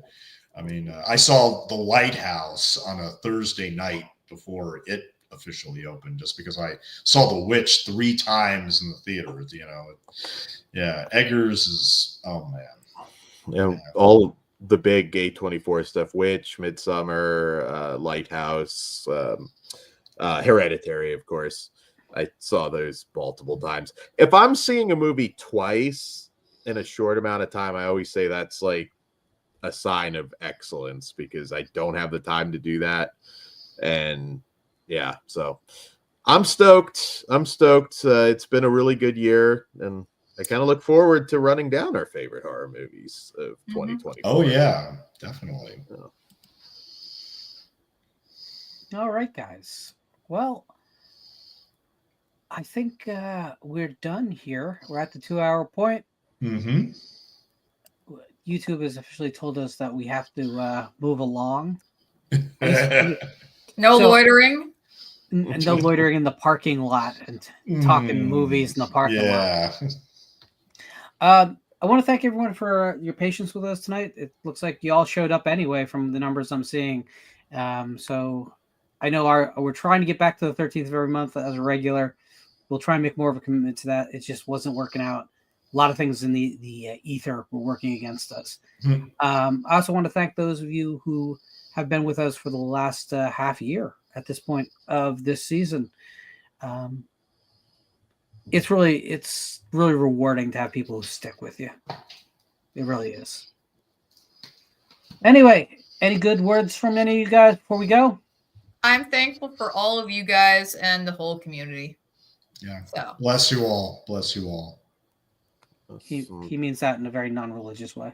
Same for me. It's bumpy, bro, kind of way. And I'd like to apologize to the Church of Jesus Christ of Latter-day Saints.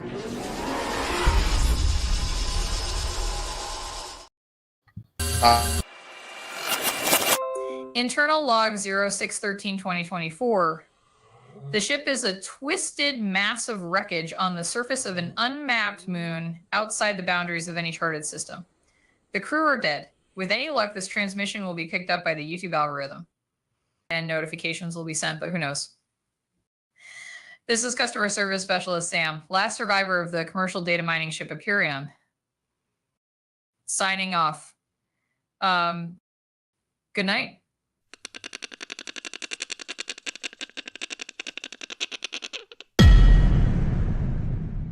Have to pee, and that asshole makes me go through the whole fucking signing in process. Rude.